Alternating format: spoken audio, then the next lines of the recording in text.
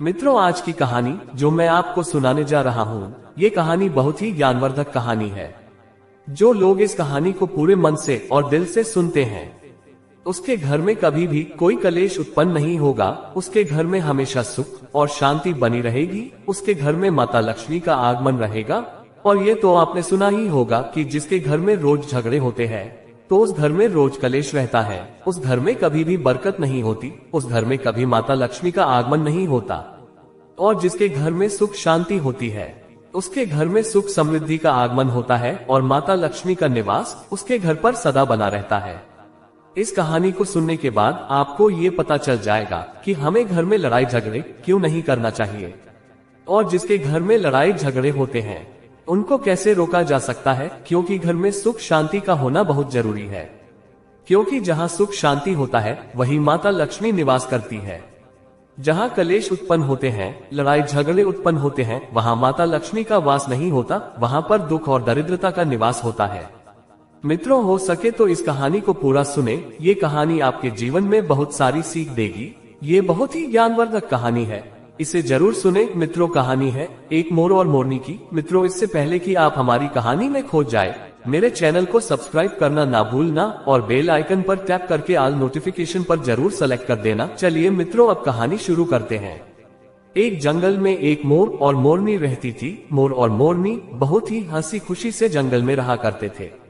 एक दिन मोरनी मोर से कहती है कि पिया जी, हमें यहाँ से चलना चाहिए। हमें वहाँ चलना चाहिए जहाँ हमारे समाज के लोग रहते हैं। मोर कहता है, हम वहाँ चलेंगे तो लड़ाई झगड़े होंगे। हम दोनों इस जंगल में कितने सुकून से रहते हैं, हमें वहाँ जाने की क्या जरूरत है। लेकिन मोरनी जिद करने लगती है, तो मोर भी मान जाता है और वे दोनों उड़कर एक नगर में आ जाते हैं। उस नगर का नाम था कुशीनगर। कुशीनगर का राजा पशु पक्षियों की भाषा को आसानी से समझता था। उस राजा ने करा शास्त्र की पढ़ाई की थी। करा शास्त्र का मतलब यही होता है कि पशु पक्षियों की भाषा को समझ पाना। मेरे प्यारे मित्रों, वह राजा सभी प्रकार के पशु पक्षियों की आवाज को समझ पाता था और जीव जंतु की आवाज को आसानी से समझता था। दोनों मोर और मोरनी कुशीनगर में आ जाते हैं। एक दिन की बात है। राजा अपनी रानी से कहता है कि हे रानी, मुझे बहुत तगड़ी भूख लगी है, आप मुझे भोजन खिला दीजिए। राजा की रानी 36 प्रकार का भोजन बना करके एक हाथ में पानी का लोटा और दूसरे हाथ में खाना की थाली लेकर राजा के पास पहुंचती है। रानी जैसे ही भोजन की थाली राजा के समक्ष रखती है, तो एक चावल का टुकड़ा नीचे गिर जाता है। वहीं पर कुछ चींटियां घूम रही थी, तो एक चींटी चावल के टुकड़े लेकर वहां से जाने लगती है। राजा बैठा इस घटना को देख रहा था और चींटी के पास में तुरंत ही एक बड़ा चींटा आता है और वह चींटा चींटी से कहता है, या चावल का टुकड़ा मुझे दे दीजिए और पूजा की थाली से दूसरा चावल का टुकड़ा लेकर आओ। उनकी बातों को राजा पूरी तरह से सुन रहा था, क्योंकि राजा जानवर पशु पक्षियों की भाषा को समझ सकता था। तो राजा वहीं बैठा सुन रहा था कि चींटा चींटी से यह बात कह रहा है। चींटी चींटा से कहती है कि नहीं, मैं नहीं जाऊंगी। अगर यह बात राजा को पता चल जाएगी तो राजा मुझे मार देगा। फिर चींटा चींटी से कहता है कि तुम जाओ, राजा को नहीं पता चलेगा। चींटी फिर जाने की कोशिश तो करती है, लेकिन आधे रास्ते से वापस चली आती है और चींटा से कहती है, नहीं, मैं नहीं जाऊंगी। हो सकता है राजा को पता चल जाए और मुझे मार दे। राजा उन दोनों को देख रहा था, तो चींटा को इस बात का भान हो जाता है कि राजा हमारी बात को समझ रहा है। तो वह फिर से कहता है कि देखो, लगता है राजा हमारी बात को समझ रहा है। राजा ने हमारी बातों को सुन लिया है, इसीलिए वह भी देख रहा है। फिर चींटी चींटा से कहती है, अगर राजा ने हमारी बात को सुन तो लिया है, और अगर यह बात राजा किसी और को बताएगा तो उसी समय पत्थर का बन जाएगा। राजा चींटा और चींटी की बात को बखूबी सुन लेता है और समझ लेता है। फिर राजा इस बात को सुनकर हंसने लगता है। जैसे ही राजा को हंसी आती है, उधर राजा की रानी रसोई से बाहर आती है। वाह! जैसे ही रसोई से बाहर निकलती है, उसे राजा हंसता हुआ दिखाई देता है। रानी राजा को हंसते हुए देखकर सोचने लगती है कि शायद मुझसे कोई गलती हुई है, इसलिए राजा साहब हंस रहे हैं। रानी राजा के पास आती है और कहती है, महाराज, क्या मुझसे कोई गलती हुई है कि आप इतने जोरों से हंस रहे हैं? राजा रानी से कहता है कि नहीं नहीं, ऐसी कोई बात नहीं है, मुझे बस यूं ही हंसी आ गई। रानी जिद करने लगती है और कहती है, आपको मुझे बताना पड़ेगा कि आप क्यों हंस रहे थे। राजा बार बार मना करता है, क्योंकि राजा को पता था और चींटी ने भी कहा था कि अगर मैं चींटी वाला बात किसी को बताऊंगा तो मैं पत्थर का बन जाऊंगा। इसीलिए राजा रानी को ये बात नहीं बताना चाहता था। लेकिन रानी बार बार जिद करती है और कहती है कि आपको मुझे बताना ही पड़ेगा कि आप क्यों हंस रहे थे। अगर आप मुझसे सच्चा प्रेम करते हैं, अगर आप मुझे अपना समझते हैं, तो आपको ये बताना ही पड़ेगा कि आप क्यों हंस रहे थे। अब राजा बड़ा ही धर्म संकट में पड़ जाता है। राजा सोचता है ये बात रानी को बताऊंगा तो मैं पत्थर का बन जाऊंगा, और फिर सोचता है यदि मैं नहीं बताऊंगा तो रानी का विश्वास खत्म हो जाएगा। रानी बहुत जिद करने लगती है। कहते हैं ना 13 हट और 12 हट बहुत तगड़ी होती है, इन दोनों हट से बच के रहना चाहिए। रानी के 13 हट के सामने राजा को झुकना पड़ता है और राजा रानी से कहता है कि ठीक है, अगर यह बात मैं आपको बताऊंगा तो बाद में आपको पछताना पड़ेगा। रानी कहती है कि अभी तो आप कह रहे थे कि कोई बात नहीं है, अभी आप कह रहे हैं कि मुझे पछताना पड़ेगा। रानी कहती है कि जरूर कोई तगड़ी बात है। रानी और ज्यादा जिद करने लगती है। तब राजा कहता है ठीक है, अगर आप नहीं मान रही है तो चलिए मैं किसी जंगल में यह बात बताऊंगा। राजा रानी रथ पर सवार होकर के जंगल के लिए निकल जाते हैं। जैसे ही वह घनघोर जंगल में पहुंच जाते हैं, तब राजा सारी बात रानी को सुनाने लगता है। जैसे ही राजा थोड़ी थोड़ी बात रानी को सुनाते गया और राजा धीरे धीरे पत्थर का बनता गया। जैसे राजा आधी बात रानी को सुनाए, राजा आधा पत्थर का हो गया। राजा फिर रानी से कहता है मैं धीरे धीरे पत्थर का बनता जा रहा हूँ, बाद में बहुत पछताओगे। रानी कहती है कि हे राजा साहब, थोड़ी सी बात बची है, आप उसे भी सुना दीजिए। राजा पूरी बात बता देता है और राजा पूरा पत्थर का बन जाता है। रानी के जिद के कारण राजा पूरा पत्थर का बन जाता है। रानी रोने लगती है। रानी उस पत्थर को हिलाने की कोशिश करती है, लेकिन भारी भरकम पत्थर कैसे हिला पाती, क्योंकि राजा बहुत ही भारी था। राजा पत्थर का बन जाता है और उधर रानी सर पटक कर रोती है, छाती पीटती है, विलाप करती है और किसी जीव जंतु से सहायता के लिए गुहार करती है। मित्रों, इस सब कहानी को मोर और मोरनी देख रहे थे।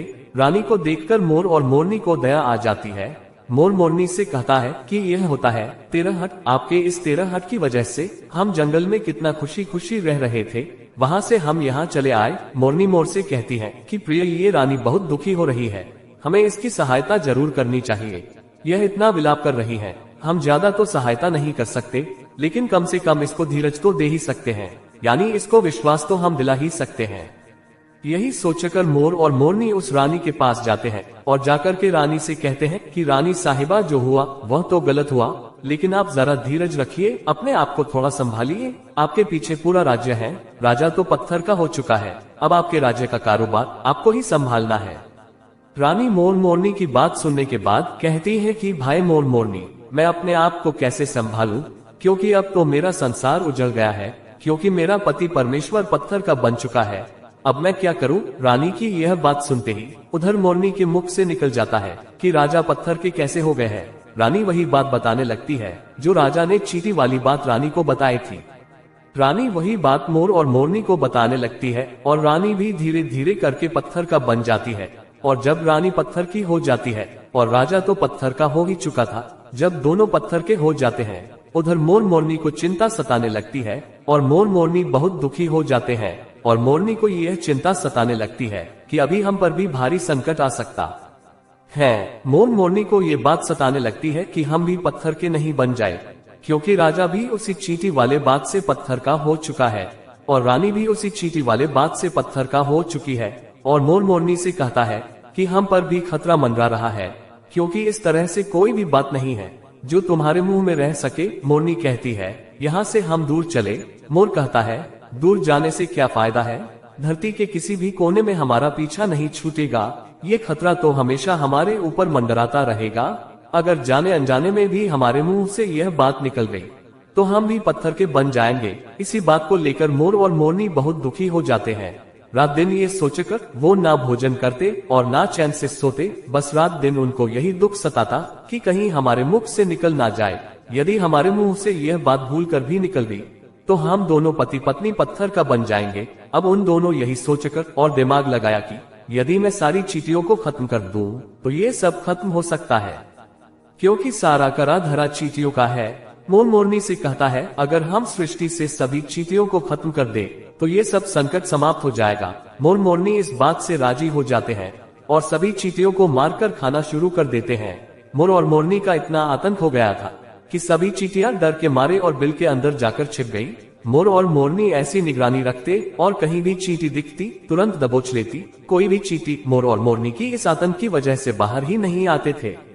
सभी चींटियों ने जमीन के अंदर अपना बिल बनाना शुरू कर दिया और जमीन के अंदर ही जाकर बैठ जाती।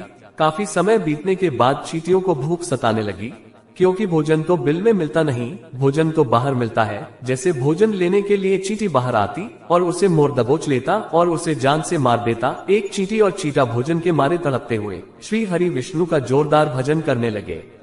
भक्ति करते करते उन्हें ये भी मालूम नहीं था कि वह कहाँ है कहाँ नहीं है। वह घोर तपस्या में लीन हो गए। अंत में जाकर श्री हरि विष्णु उन्हें दर्शन देते हैं और भगवान विष्णु कहते हैं कि चीता और चींटी जो तुम्हें मानना है मान सकते हो, हम तुम्हारे भक्ति से प्रसन्न है। क्योंकि चीता और चींटी ने निरंतर भक्ति की थी, ना ही कोई जल ग्रहण किया और ना ही कोई भोजन ग्रहण किया, और इसलिए भगवान विष्णु बहुत जल्दी प्रसन्न हो गए। वहाँ चीता और चींटी ना जाने कितने दिनों से भूखे और प्यासे थे। दोनों एक ही बात कहते हैं कि हे प्रभु, अगर आप हमें वर देना चाहते हैं तो हमारे पेट में गांठ लगा दीजिए। उन्होंने सोचा अगर हमारा पेट ही नहीं होगा तो हम बाहर क्यों जाएंगे और मोर मोरनी हमें नहीं खाएंगे। इसीलिए उन्होंने मांगा कि हे प्रभु, हमारे पेट में गांठ लगा दीजिए। भगवान विष्णु कहते हैं तथास्तु, और चींटियों के पेट में गांठ लग जाती है। मित्रों, आपने देखा होगा आज भी उन चींटियों के पेट में गांठ लगी हुई है। फिर चीता और चींटी भगवान विष्णु से कहते हैं कि हे प्रभु, हमारे पेट में तो गांठ लग गई है, लेकिन अभी भी हमें मोर और मोरनी से खतरा है। वो मोर और मोरनी हमारे इंतजार में अभी भी ऊपर जमीन पर बैठे हैं और वे लोग हमें जैसे ही देखेंगे हमें मार देंगे। भगवान विष्णु चीता और चींटी को मोर के सामने लाते हैं। भगवान विष्णु मोर और मोरनी से कहते हैं कि अब से तुम चींटियों का शिकार करना बंद करो। इसमें चींटियों का कोई दोष नहीं है। जो दोषी था वो राजा था, क्योंकि राजा ने करा शास्त्र की पढ़ाई की थी, इसीलिए वह सभी जीव जंतु की भाषा को समझने में सक्षम था। उसके साथ साथ वही भाषा को समझता था। उनका रूप बदलने में भी वह सक्षम था। उन पशु पक्षियों का स्वरूप धारण किया करता था, और जब वह राजा रूप धारण करता था तब पशु पक्षियों के साथ संभोग भी किया करता था। और जब वह पशु पक्षी गर्भ धारण करते थे तो उन्हें छोड़कर के इंसान बन जाता था, और फिर ऐसी पशु पक्षियों पर वह जोर जोर से हंसता था। इसकी इसी मूर्खता के कारण ही आज ये राजा पत्थर का बना पड़ा है। मोर और मोरनी कहते हैं उसकी रानी का क्या दोष है। श्री हरि विष्णु कहते हैं कि उनकी पत्नी भी उनके इस पाप में भागी है, क्योंकि उनकी पत्नी अगर उनको रोकती तो वह इतना बड़ा पाप नहीं करता। इसलिए उनकी रानी भी एक पाप की भागीदारी है, इसलिए आज वह भी पत्थर का बन चुकी है। श्री हरि के कहने के बाद मोर उनसे कहता है कि हे प्रभु, अगर इस बात को हम किसी और से कहें जो कि रानी ने मुझे सुनाई, तो क्या हम पत्थर का बन जाएंगे। श्री हरि विष्णु कहते हैं कि तुम्हारा ये श्राप समाप्त हो चुका है। तुम्हें किसी से कहने पर कोई फर्क नहीं पड़ेगा, आप किसी से भी कह सकते हैं। तुम्हारे ऊपर से खतरा टल चुका है। मोर और मोरनी प्रसन्न हो जाते हैं। तब श्री हरि अंतर्ध्यान हो जाते हैं और मोर जोरदार नाचने लगा। उसकी खुशी का कोई ठिकाना नहीं था। खुशी के मारे अपने पैरों के नीचे फटते हुए को देखकर रोने लगता है। मोर सोचने लगता है कि पहले से तो आज मेरा पूरा बदन सुंदर है, लेकिन मेरा पैरों का फटने का कारण क्या था। मोर के पैरों का फटने का कारण चींटी खाना था, क्योंकि उसने बहुत सारे चींटी मार मार कर खाए थी और मोरनी ने भी खाए थी, इसीलिए उनका पैर फट गए। आज भी कोई इंसान अगर चींटी खाता है तो उसके शरीर में छोटे छोटे दाने बन जाते हैं। यदि आप ज्यादा मात्रा में चींटी खाओगे तो आपका बदन भी फटने लगेगा। इसी तरह मोर के पैर भी फट गए थे, बदसूरत हो गए थे, इसीलिए मोर अपने पैरों को देखकर जोर जोर से रोने लगा। मोरनी कहती है धीरज रखिए, जो होना था वह तो हो गया, रोने से क्या होगा। मोर नाचता है और जोर जोर से रोता है, इसीलिए मोरनी उसके आंखों से आंसुओं को नीचे गिरने से रोकती है, लेकिन रोक नहीं पाती है। तो उनमें से एक एक आंसू उठाती और अपने मुख रखने की कोशिश करती, लेकिन कितना भी रख ले सीधे मोरनी के पेट में चले जाते। इस तरीके से बार बार मोरनी मोर की आंसुओं को रोकती और मोर नाचता और खूब जोर जोर से रोता। मोर के आंसू को देखकर और मोरनी के प्यार को देखकर भगवान श्री हरि फिर से दर्शन देते हैं। मोर मोरनी को आशीर्वाद देते हैं और कहते हैं कि तुम्हारा प्रेम ऐसे ही सदा बने रहे। इस आशीर्वाद के वजह से मोर और मोरनी कभी संभोग नहीं करते, क्योंकि मोर नाचता है, उसकी आंखों से आंसू गिरते हैं और उन आंसू को मोरनी पीती है और उसी आंसू के कारण मोरनी गर्भवती हो जाती है। भगवान श्री हरि मोर मोरनी को आशीर्वाद देते हैं और कहते हैं तुम धन्य हो। एक समय ऐसा भी आएगा कि हम तुम्हारे पंखों को मुकुट बनाकर धारण करेंगे। मित्रों, इसीलिए कहते हैं कि जब श्री कृष्ण के रूप में श्री हरि धरती पर आते हैं तो मोर मुकुट के साथ आए थे। मित्रों, कमेंट में जय श्री राधे कृष्णा लिखना ना भूलें।